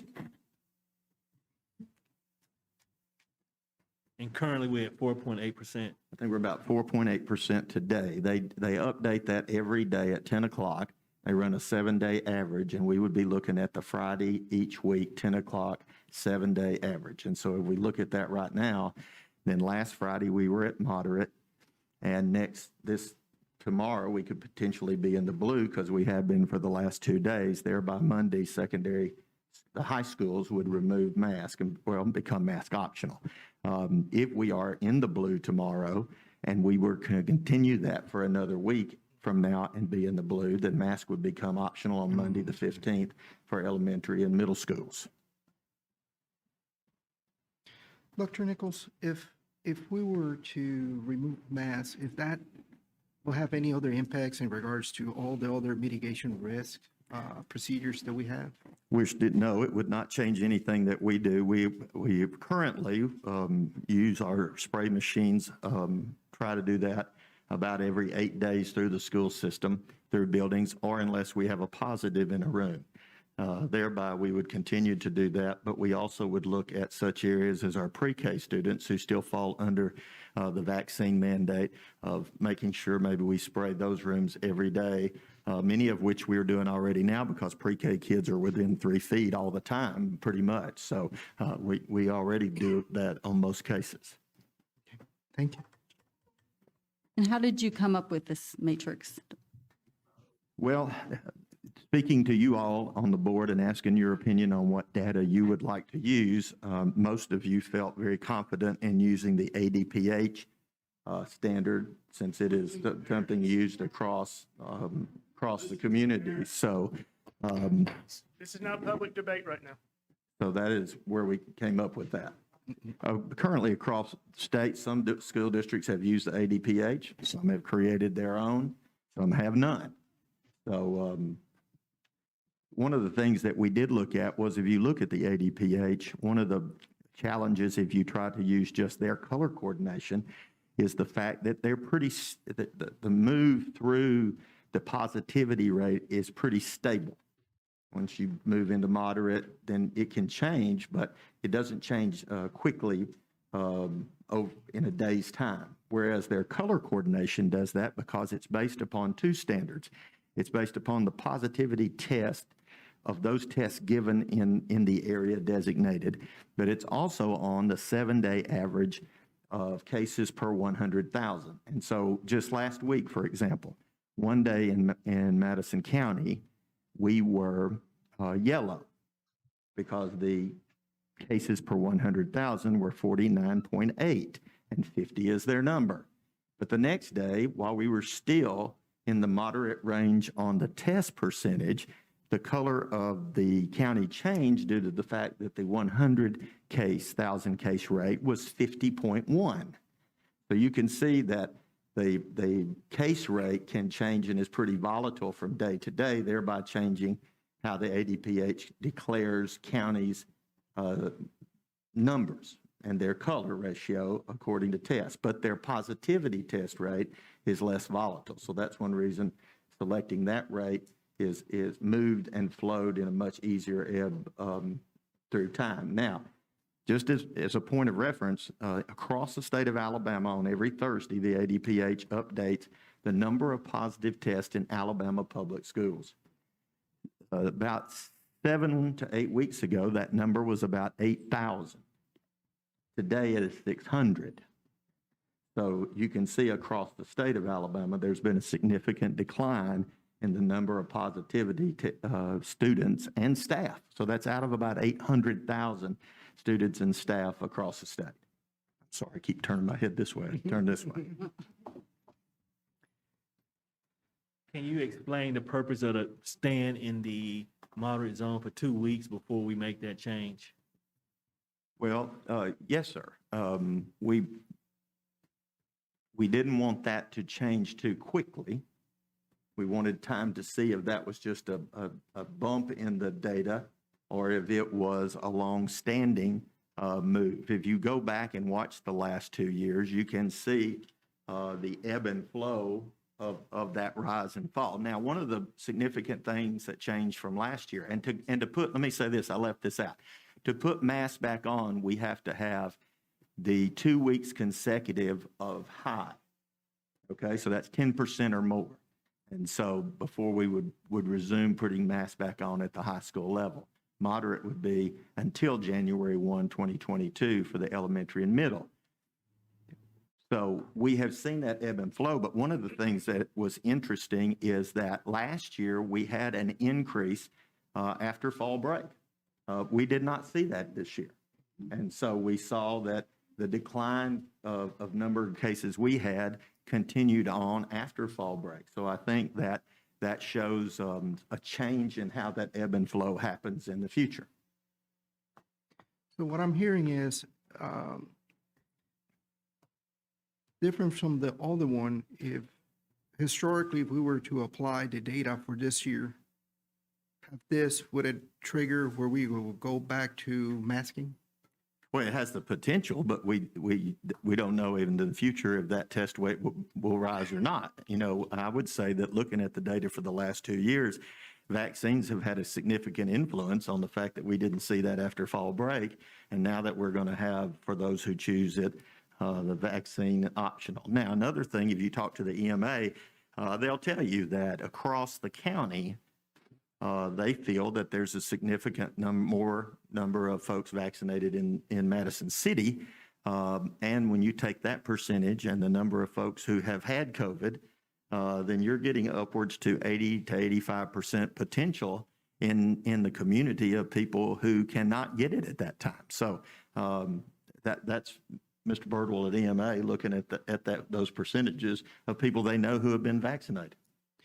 If we were to go back to masks, does this need to go back to the board, or would this mechanisms provide you with that? No, this would be a trigger that would, if we got back into that range, then masks would be put on. But if we don't get back into the range, they would not. And if we were to decline out of that range, then they would go back off. Is there any other recommendations or changes that we need to do to make sure that you got the right tools for you to govern your school system in regards to COVID? No, sir. I think that this helps us to look at how to handle the situation. You know, I hope it doesn't go back up. And I feel strongly that the flow that you saw last year and what we have seen this year are different. This time last year, we had that rise that started, and it started after fall break. It went into Thanksgiving, and we haven't seen that this year. We've seen the opposite, move in the opposite direction. Okay, thank you.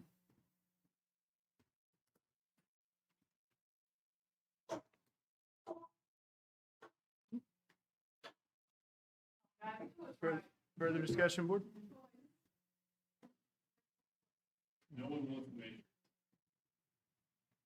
So when will, so you'll check the data on Fridays? Yes, sir. And as we said, there's a 2-week window, so we're not going to see, changes every 7 days, but still, I'm sure that you'll make an announcement to the community, certainly before there ever is a change. What do you see the timeline for that? Well, we'll look tomorrow morning, and if we have a low or moderate, then in our Friday, we'll send a Friday announcement that there'll be a change for our high schools on Monday. And if we see that same activity the next week, then we'll make the announcement for the next group on the next Friday. Thank you. If for some reason do we have act of God or something happen where vaccination is not ready for 11 to 5 and they're not going to be available until, Please. would you have to come to the board to extend that to past January the 1st, or is that something that is it will be determined by you if we can extend it? Well, I think If we found that out, we could come back to the board, but I also think we'll know a lot more by then, because if we continue on with the ratio we've got and we take masks off for, say, elementary and middle school students a week from now due to the change in that, then I think we have a month there to look at data and see how we look. So I wouldn't say today that would be a mandate to come back and ask for a change. Okay. Thank you. So based off of this matrix currently, if the trend keeps going to where we're going, all kids will come back to school in January with mask optional. If we stay where we are now, they'll be mask optional before we go home. If we stay where we are today, they'll all be mask optional a week from Monday. Tomorrow. No, it's no. Anything else, board? Nope. You don't have to wear a mask. I'll call for the vote. All those in favor, please say aye. Aye. Aye. Any opposed? Any abstain? Motion passes. Dr. Mr. President, members of the board, I recommend for your approval the supplemental contracts for work to be performed by the Madison City Schools.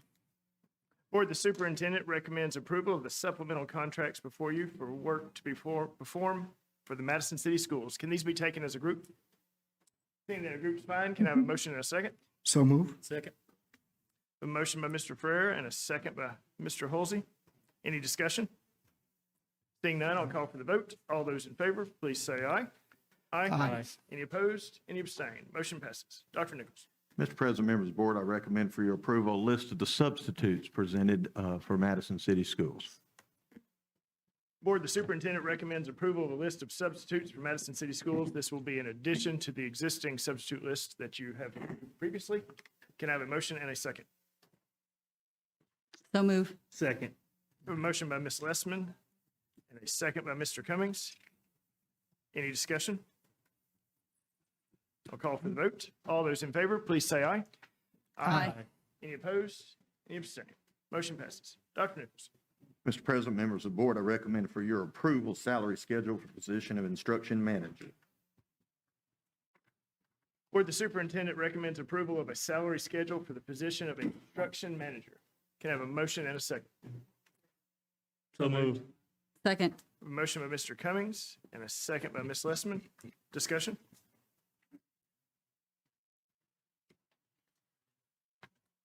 This was also covered during a finance meeting. If there's no further discussion, I'll call for the vote. All those in favor, please say aye. Aye. Any opposed? Any abstain? Motion passes. Dr. Nichols. Mr. President, members of the board, I recommend for your approval the personnel actions as presented before you. Board, the superintendent recommends the personnel actions that you have before you. If these can these be taken as a group? Yes, sir. Seeing that a group's fine, can I have a motion and a second? So moved. Second. We have a motion by Mr. Cummings, a second by Mr. Ferrer. Any discussion? Seeing none, call for the vote. All those in favor, please say aye. Aye. Any opposed? Any abstain? Motion passes. Do you have any recognitions out of the personnel action? Yes, sir, Mr. President. I want to recognize one of our retirements, Mr. Gary Elliott, who started at Madison City Schools in 1993. He's worked for 28 years as custodian with us at Bob Jones. I'm not real sure that Bob Jones can continue on without Gary, who always greets you pleasantly and has just been a pleasure to get to know in my time here. And so we wish Gary the best in the future, and we will miss his effective and exciting personality. Thank you, Dr. Nichols. There's no further comments on the personnel actions. We'll move straight into superintendent comments. Mr. President, Mr. Board, first of all, let me thank all that came tonight and spoke to the board. I especially know that we have some folks here tonight that are teachers in our group, in our DD units and special ed, and I want to just thank them. I had the opportunity to meet with them the other day, and I'm so proud of this group and the work that they do. I think if there's any concerns, as most folks would know, that miscommunication or lack thereof usually creates a lot of that. And so I will, I think, work to see what we can do about getting folks to work to get to know each other better and to work to know how hard these folks work and what they do for us. But I want them to know, as I told them the other day, how proud I am of them. And Dr. Zinkel has joined us this year. She's been out and continues to try to create groups and talk about issues that we have. But I want to make sure that our folks know how much we appreciate them and the hard work that they do and the care that they have for our students. I also want to recognize we have an SRO with us, Mr. Al Bryan. Mr. Bryan, he's shy, but he's here and he is retiring effective January, I hear, of 2022. Is that true, Al?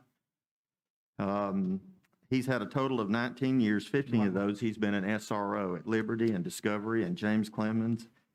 He's worked not only there, but as a longstanding hostage negotiator for the police department and also as a crisis intervention. And he's has a daughter and son. He had a son that went to BJ. And we are blessed in this community to have men and women that serve and put on the blue uniform and put themselves in harm's way to take care of us and to care for us. And we are honored to have them, some of them as our SROs and to be in our school district. And I always want to say thank you. We hope that you change your mind before January. I don't think you will. I can just see that fishing is in there, and maybe that's going to be. But I want you to know how much we appreciate you, not only for the service inside our school district, but the fact that you protect us out on the streets and have done that and cared for us and done many other roles in our community. And so we say thank you and God bless to you.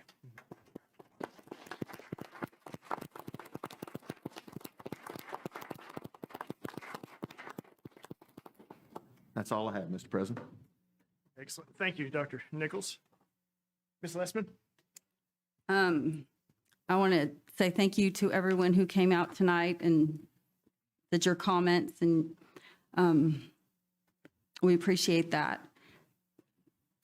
I also, congratulations to student Jerry from James Clemens and Miss O'Donnell, who must be spectacular.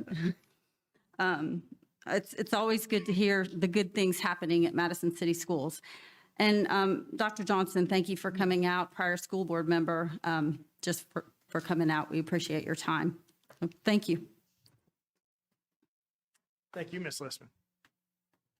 Mr. Cummings? Well, thank everyone for coming out. Thank you for voicing your concerns. I want to give a special thank you for Jerry Zing, the student that was 6th in the world. You know, in our mission statement where it says preparing our students for global success, 6th in the world. My goodness, that is outstanding. And that was done by one of our own educators that helped that student get through that test. I also want to say a special thank you to the Special Education Department. Myself, and I know many other board members have served on Special Education Committee in the past. We know the hard work that you guys do and the passion that you have for our kids. That's why a lot of people are moving here for our Special Education Department. And I just want to say thank you again for that. Dr. Johnson, thank you for coming. It was very kind words. You know that these decisions are not taken lightly. We do serve on the board for free. I know when I joined to give back to the system that had given my son so many opportunities. And we try to make the best decisions we can. Thank you, Mr. Cummings. Mr. Olsey? Thanks again to everyone who spoke tonight. Appreciate you coming out, especially our students, and sharing your opinions with us. Like everyone else before me, I want to congratulate Jerry Zing on his perfect score on AP Push, one of only 6 in the world, which is just mind-boggling and speaks volumes of the quality of education we have here in Madison City. Thank you again to Dr. Zinkel and the Special Ed Department for being here tonight and all that you do and all your service to our students. We really appreciate that. And I want to mention this week that some of us got to go on a tour of new Journey Middle School being constructed behind us. It's an amazing facility that I know the public will be proud of, and we're looking forward to it opening up soon. Thank you. Thank you, Mr. Olsey. Mr. Frere? I'd like to thank you, everybody, for coming in and expressing your voice and your concerns. You know, one thing I've learned from the past year and a half is we have had a lot of people to come and tell us that you want to come and help our students, that you want to come and help your teachers. I just wish I can bottle this energy and this commitment that you guys have for our schools, for our teachers. And I wish you can accompany me with this same passion when we've been lucky to have two great senators that come and go out and lobby for education and for our teachers. So I would like to invite you to join us the next time we go talk to our legislature about, teacher pay, about teacher retirement, where most of our teachers are leaving the state because of that, about special education, about our special education teachers, their constraints, about how we trying to get and work with the union, with our elected officials, and with the boards to get better assistance and better coverage and better funding for mental health. Ms. Lesman and I were lucky enough to be invited to see some amazing things for our counselors. And I think one of the major things that they told us was, they're seeing the impact that COVID has had on students when it comes to mental health issues.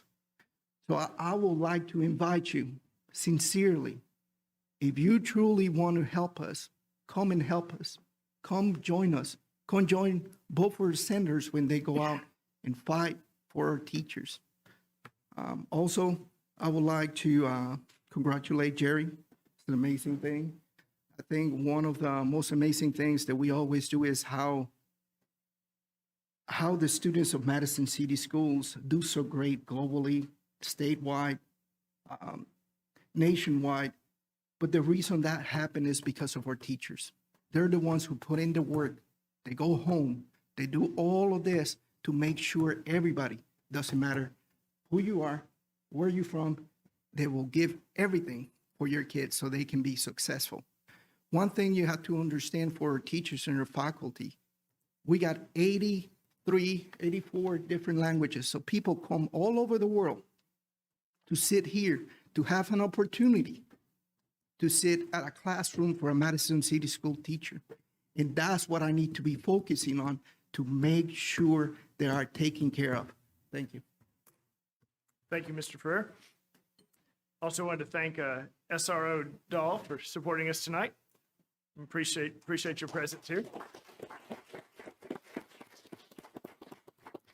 I do want to also thank all those that spoke, especially both our special ed parents and the special ed department that was represented here. And it's a very special population that is close to all our hearts, and we know that you're both advocates on working for the same goal, and we intend to as Dr. Nichols spoke to, improve communication and always be supportive of both our special ed parents and our special ed department and its instructors. And we thank you for your service to this district.